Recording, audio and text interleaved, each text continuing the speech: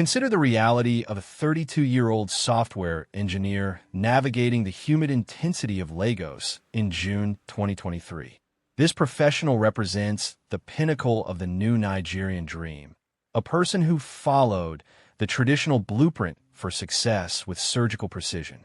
After earning a degree in computer science from the University of Lagos, they spent countless late nights mastering additional programming languages, eventually surviving the brutal gauntlet of hundreds of remote job applications.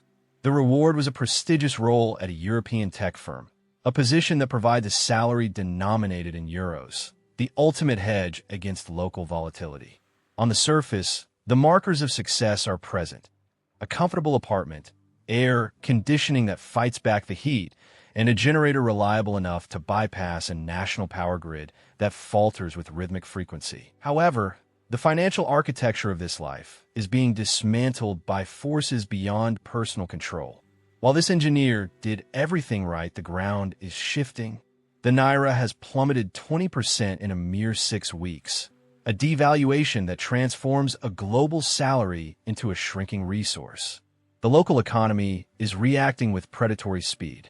A landlord now demands that a lease be renegotiated in US dollars, while family obligations become a crushing weight as medical bills have tripled in local terms. For a mother requiring imported medication, the cost has surged fourfold compared to just 18 months ago. It is a peculiar form of financial exhaustion.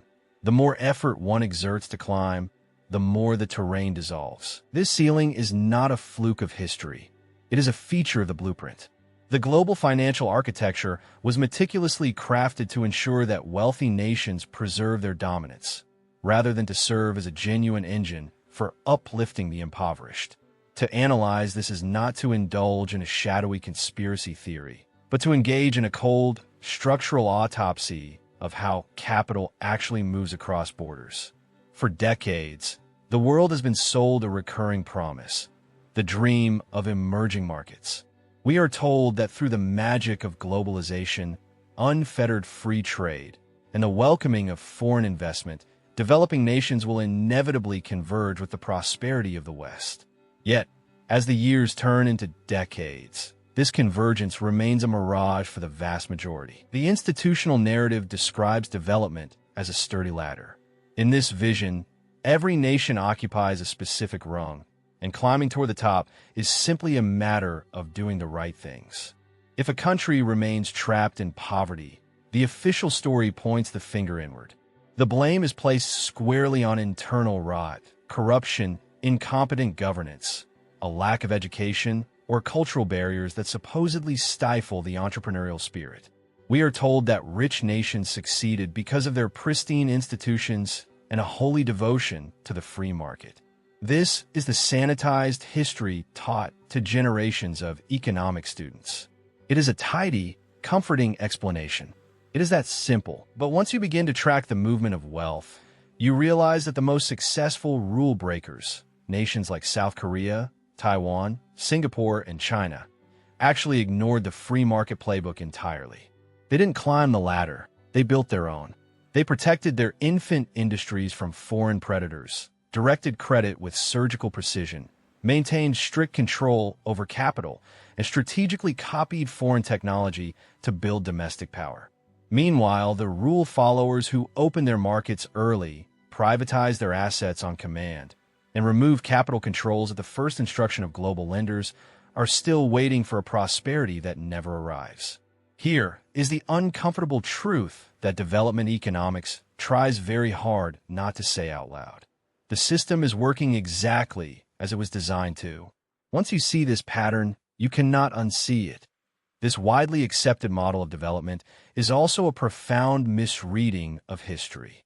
To understand why the latter is a myth, one must look at what the actual data reveals about the last 60 years. In 1960, the per capita income in sub-Saharan Africa sat at approximately 11% of United States per capita income.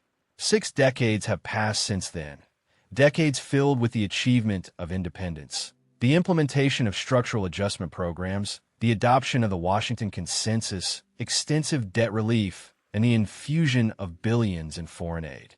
Yet, today, that figure remains stubbornly around 11%. This is not a story of catching up. It is the definition of total stagnation. A similar tragedy has unfolded in Latin America. In 1980, the average person there earned about 27% of what an average American earned. After 40 years of aggressive liberalization, privatization, and trade openness, that share has actually dropped to roughly 25%. This is not convergence. It is active divergence. The only true outliers to this trend are found in East Asia, but they did not follow the traditional script. In 1960, South Korea's per capita income was actually lower than Ghana's, yet by 2000, it had surged past Spain. Taiwan mirrored this miraculous trajectory, while China managed to lift 800 million people out of poverty in just 40 years. These nations succeeded because they were willing to break every established rule of Western development economics. They navigated a global economy that is strictly organized into a three-tier caste system.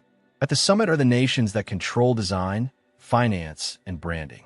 In the middle are the assembly lines for foreign products. And at the base are the extractors of raw materials. Moving between these tiers is not a simple matter of choosing better policies.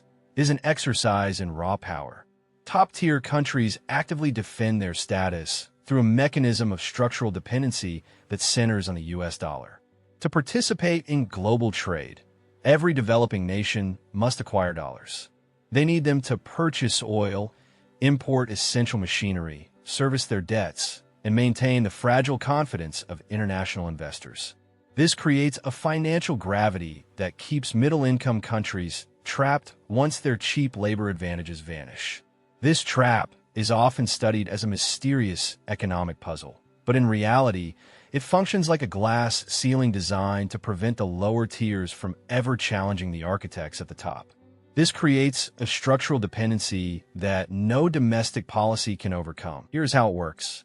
When a developing country seeks to ignite growth, it must first import the heavy machinery, industrial technology, and capital equipment required for modernization. However, these essential tools can only be purchased in US dollars. Because these nations primarily export raw materials with volatile price swings, they rarely earn enough greenbacks to cover the bill. Their only recourse is to borrow, effectively chaining their future to a currency they do not control. This is not bad luck. It is a meticulously engineered financial anatomy. When global interest rates rise, as they did in the early 1980s and again in 2022, or when the dollar strengthens, the weight of this debt explodes. Simultaneously, if commodity prices fall, export revenues vanish, triggering a balance of payments crisis where the country can no longer pay its debts, import goods, or stabilize its own currency. This systemic detonator is held by the Federal Reserve, which sets interest rates based exclusively on American needs. When Washington fights domestic inflation by raising rates, capital flees the developing world for the safety of U.S. assets. This strengthens the dollar but crushes foreign currencies, making their dollar-denominated debts exponentially more expensive. We saw this clearly in 1982 during the Volcker shock, when the Federal Reserve pushed rates to 20%. This single policy choice to solve an American problem detonated a depression across an entire continent.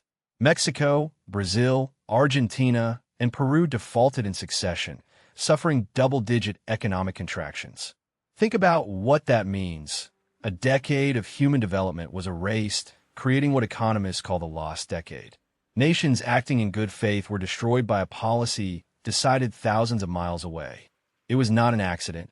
It was the system effectively transferring risk from the center to the periphery.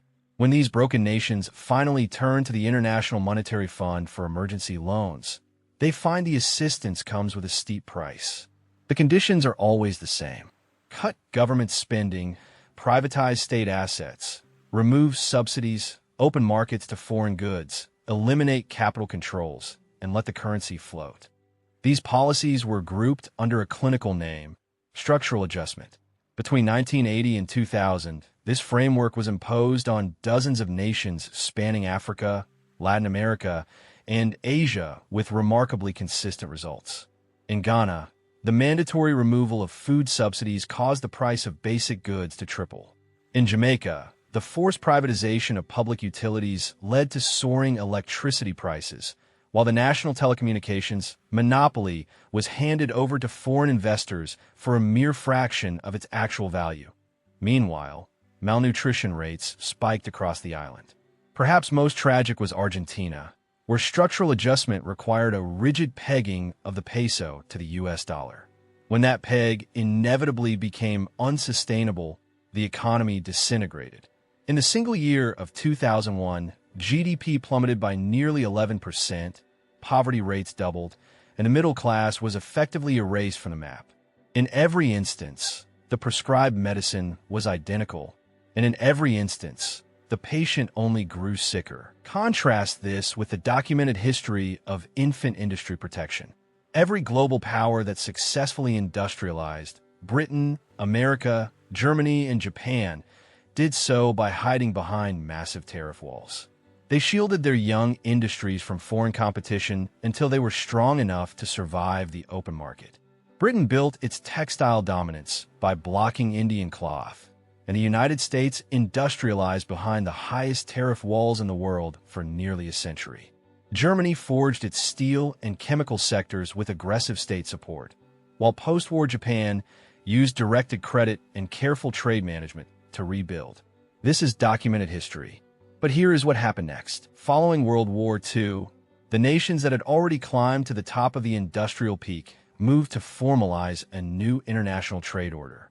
They established the General Agreement on Tariffs and Trade, which eventually evolved into the World Trade Organization, and began drafting a set of global rules that effectively criminalized the very tactics they had used to achieve their own wealth.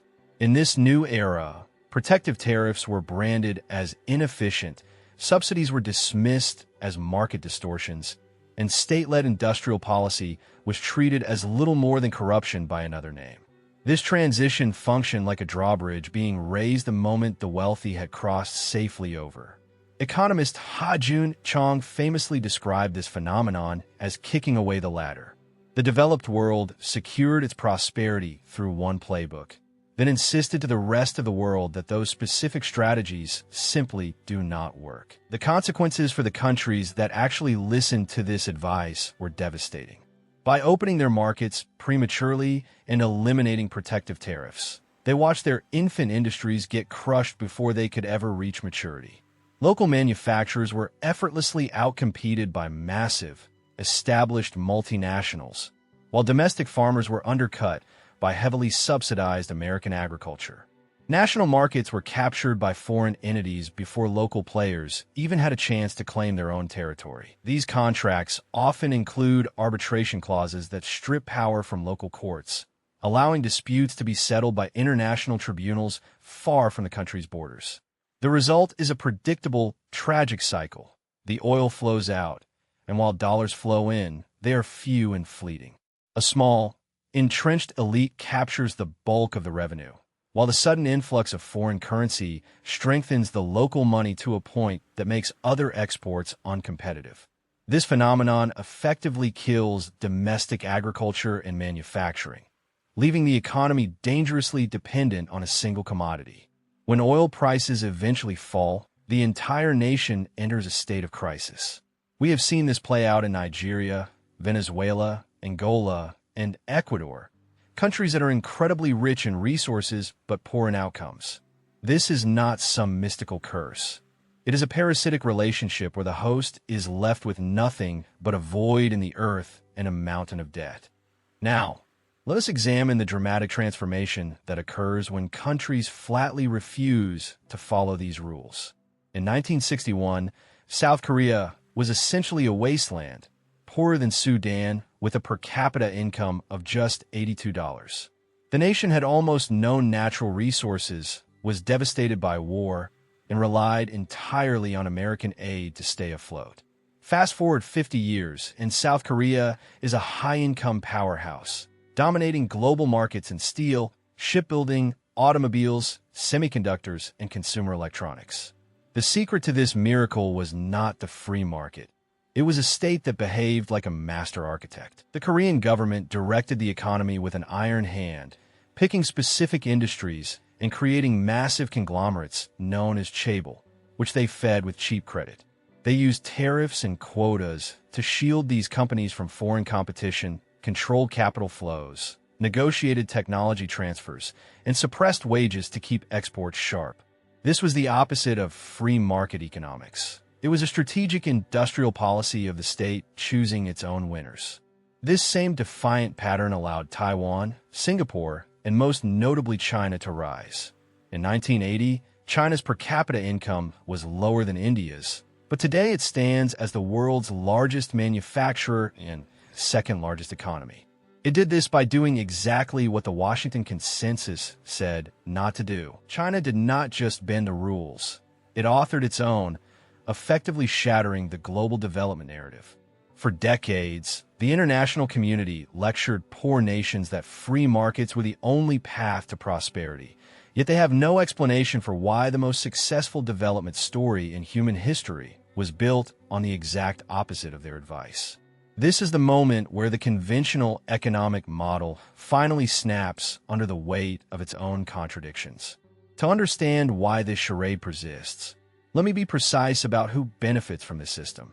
Corporations in the developed world are the primary victors, gaining unfettered access to cheap labor, raw materials, and consumer markets without any threat from local firms. In the pharmaceutical sector, companies patent medicines derived from traditional knowledge and sell them back at a 1,000% markup.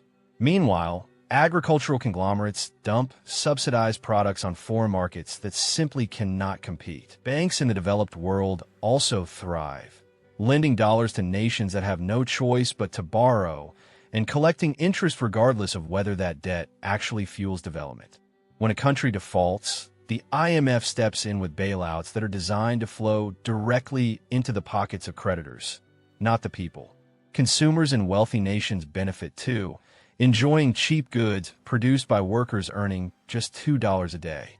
The true costs of this lifestyle, environmental destruction, labor exploitation, and political repression, are conveniently externalized to nations too weak to demand better.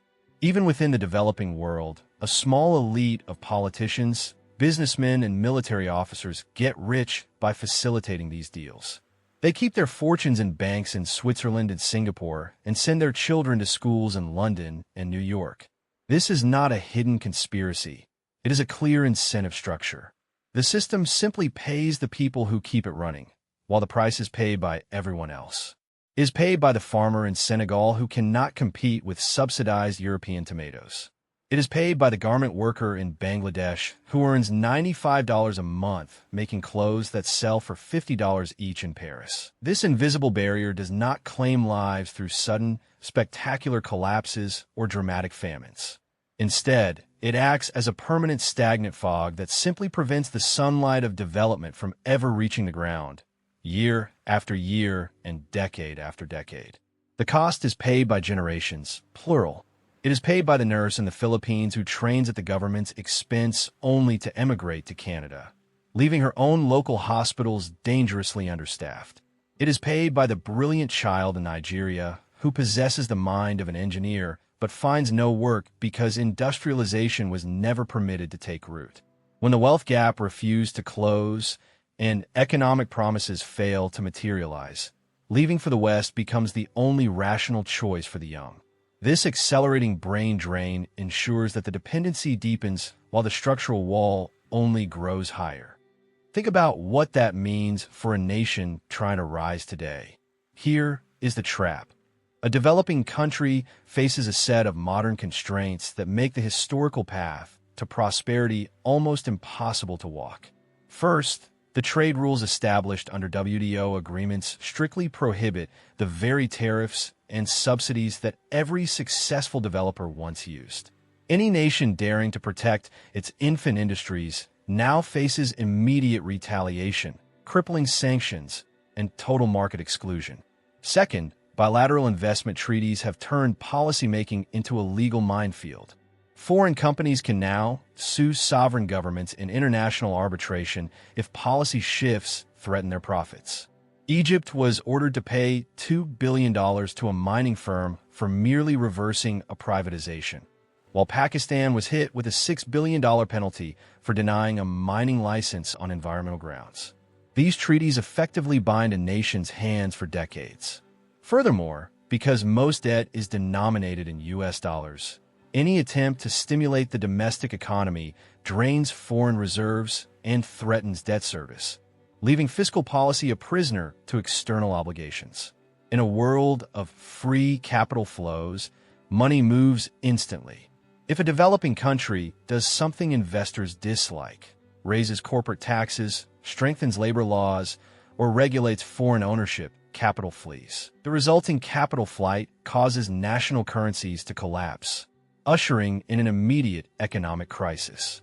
While the only defensive maneuver against such vulnerability is the imposition of capital controls, most developing nations simply lack the surveillance tools, enforcement capacity, and political will to execute them.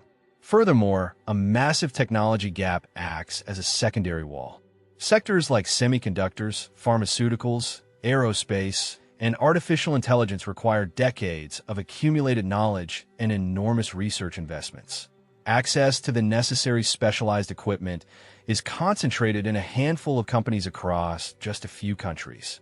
For instance, the United States, Japan, and the Netherlands maintain such a tight grip on the semiconductor supply chain that they can effectively exclude entire nations from the digital age. This leaves a developing country with only three options: play by the rules and accept permanent middle-income status with slow growth. Break the rules like China, which requires a level of geopolitical leverage most do not possess, or simply accept a state of managed decline. That is the trap. It is vital to understand that the global financial system is not broken. It is working exactly as designed. The victors of World War II engineered this architecture to rebuild their own economies while securing global access to resources. This is not mere interpretation. It is documented history. The archives are open, the memos are public, and the intentions were explicit. In 1944, during the Bretton Woods negotiations, American planners designed a dollar-based system specifically to entrench a permanent advantage for the United States. While the British negotiator John Maynard Keynes proposed a neutral international currency called the Bancor, managed by a global institution, the Americans flatly rejected it. The dollar won. From that moment forward, every country in the world would need dollars to participate in the global economy, and those dollars could only be obtained by running trade surpluses with the United States, borrowing from American banks, or attracting American investment. This post-war order was never a gift to the world. It was a sovereign claim over its future. Whenever developing nations attempted to challenge that claim, whether by nationalizing their own natural resources, demanding fairer trade terms, or seeking independent economic paths, they were swiftly and decisively disciplined. The history of these interventions is a long and sobering ledger of systemic defense, featuring Iran in 1953, Guatemala in 1954, the Congo in 1961, and Chile in 1973. The list is long because the system is designed to protect its own interests at any cost. Today, we are entering a new era of global fragmentation. The intensifying rivalry between the United States and China is aggressively reshaping supply chains, while the realities of climate change have made the extraction of raw materials more contested than ever.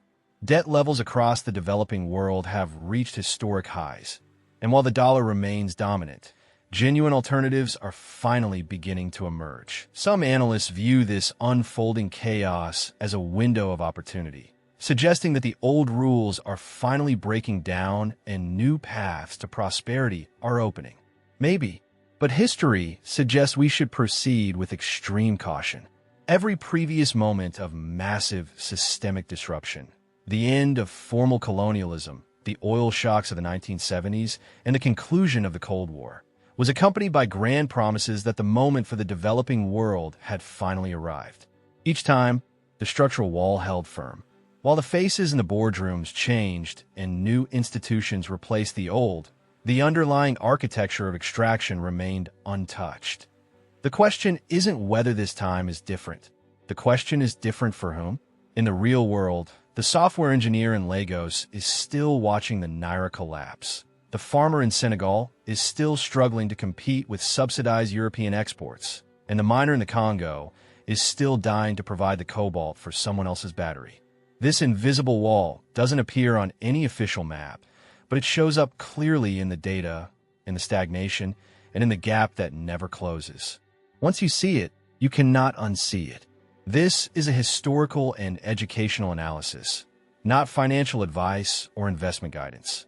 It is an attempt to understand the structures that have shaped economic outcomes for 70 years.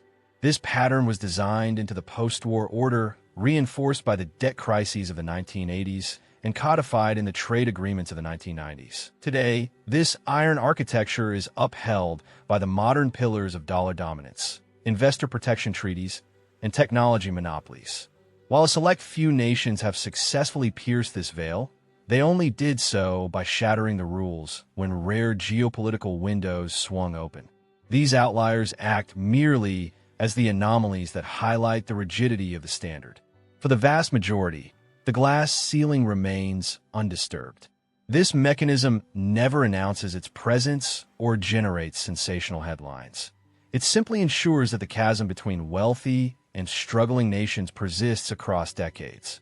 No number of international conferences or development initiatives has succeeded in narrowing this gap because the system functions exactly as intended.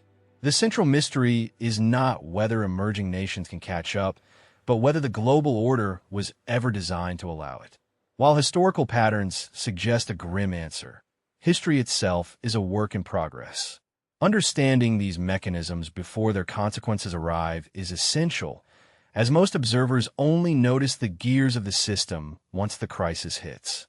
Those seeking to grasp how global finance actually functions, rather than how it is presented in theory, must look deeper into these hidden structures.